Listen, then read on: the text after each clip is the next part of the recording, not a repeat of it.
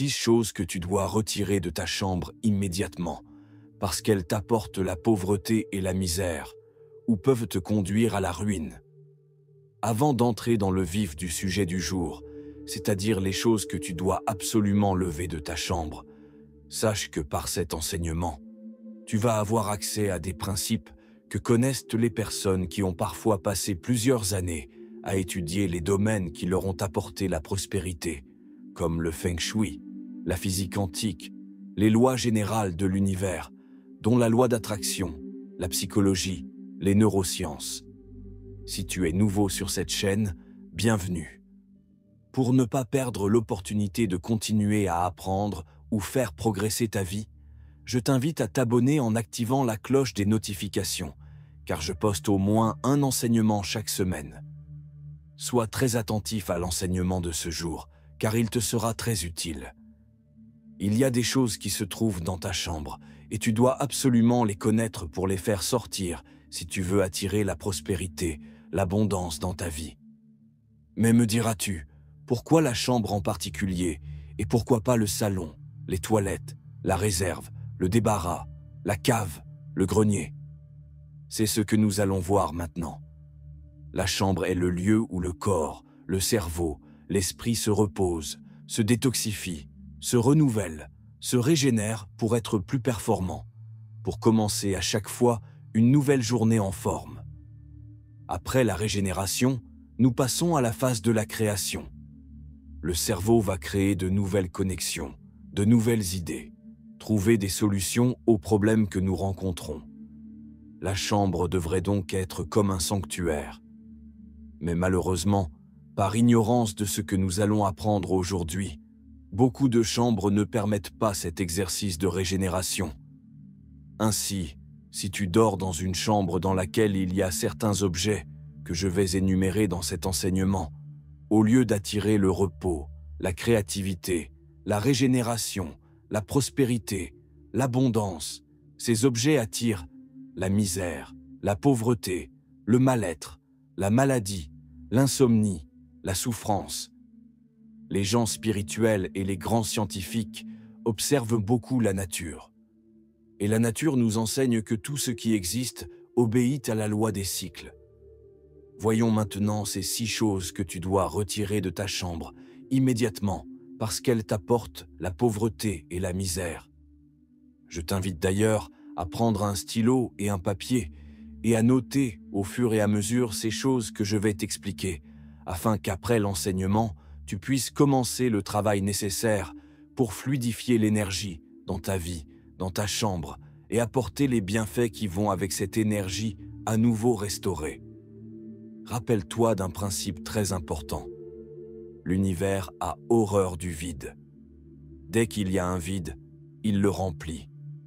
Si tu veux un nouveau futur, ton passé doit mourir. Si tu veux que l'univers t'apporte de nouvelles choses dans ta vie, tu dois créer de nouveaux espaces. Commençons donc. Les vêtements sont l'enveloppe de ton corps. Ils t'habillent et te représentent. Ils véhiculent une image, un message, une information de toi. Il est donc important de se vêtir de vêtements propres et en bon état. Le linge sale ou en mauvais état altère ton image. Le linge en mauvais état, troué, déchiré, que tu ne portes plus mais que tu stockes dans ta chambre, est un linge qui occupe inutilement de l'espace. Il empêche l'énergie de circuler dans ta chambre. Il fait stagner l'énergie. La première chose à faire est donc de conserver uniquement les vêtements en bon état et que tu utilises. Donne ou revends les vêtements, chapeaux, sacs, bijoux dont tu ne te sers plus. Quelqu'un d'autre pourrait s'en servir. Débarrasse-toi de ceux qui sont en mauvais état. Si tu soignes l'extérieur, il faut faire de même pour ceux qui ne se voient pas, les sous-vêtements. Les objets dépareillés, boucles d'oreilles, collants, chaussettes, c'est comme un billet de monnaie dont tu n'aurais pas la moitié. Ils ne te servent pas. Au contraire, ils sont là et ils empêchent l'énergie de circuler. Ils la font stagner. Et pire encore, ils génèrent une mauvaise énergie. Du stress. il vaut mieux s'en débarrasser. Pour clore cette partie sur les vêtements, retiens de manière générale que si tu te réveilles de pauvreté, tu émets de basses vibrations qui attirent d'au bas la pauvreté. Les chaussures, c'est ton assise, ton point de contact avec la terre, avec le sol. Ils soutiennent ton corps. C'est avec les chaussures que tu chemines et avances dans ta vie, que tu vas vers ton destin, ton abondance. De ce fait, les chaussures sales, percées, aux semelles usées, lorsqu'elles ne sont plus utilisées, il faut s'en débarrasser. Elles bloquent ta vie. De même pour les chaussures en bon état, mais qu'on ne porte plus ou qu'on ne porte pas. Les revendre ou les donner. Il ne faut pas non plus oublier les boîtes de chaussures vides qu'on a la fâcheuse habitude d'accumuler, de stocker. Ils encombrent, prennent de la place, accumulent de la poussière. Ils emprisonnent de l'énergie. Il vaut mieux s'en débarrasser. Numéro 3. Les effets sur ou dans les meubles de la chambre. Je parle ici de la table de chevet, des tiroirs de chevet, des tiroirs des armoires. Certains sont comme des poubelles. Inspecte-les. Tu vas y trouver des objets accumulés depuis des années. Des papiers, des factures, des prospectus, des journaux qu'on ne lit plus, des photos, des lettres, des ex. Il faut prendre le temps de trier, de vider, de ranger et de ne garder que ce qui est utile. Si tu dors à côté de la saleté, les mouchoirs, les mégots de cigarettes dans les cendriers, la poussière, tu n'auras pas les idées claires. Si tu dors à côté du passé, le passé se répète. Numéro 4. Les objets électroniques et connectés. Le fait d'être entouré d'ondes électromagnétiques justifie ce qu'on appelle aujourd'hui les pollutions, les contaminations électromagnétiques. Le fait d'avoir des objets connectés à portée de main, comme la télévision, les jeux vidéo, le téléphone portable, nous incite à consommer davantage les écrans. Et parfois, à n'importe quelle heure. Des fois, on s'endort et ces écrans continuent à tourner. Ils peuvent créer une ambiance de lumière, son et mouvement qui n'est pas propice au repos. Ta chambre n'est pas une boîte de nuit. Il perturbe notre organisme dans son processus de régénération de ses cellules. Tout cela fait que quand on se réveille le matin, on n'est pas en forme, on n'est pas créatif, on n'est pas performant. Et on se sent obligé de consommer des stimulants comme le café, le thé ou les boissons énergisantes. À la longue, cela peut conduire à des problèmes de santé, la fatigue, les insomnies, le burn-out, les dépressions, et qui peuvent, à leur tour, conduire à la ruine. Enlève donc les objets connectés de ta chambre. Numéro 5. Les accessoires du lit.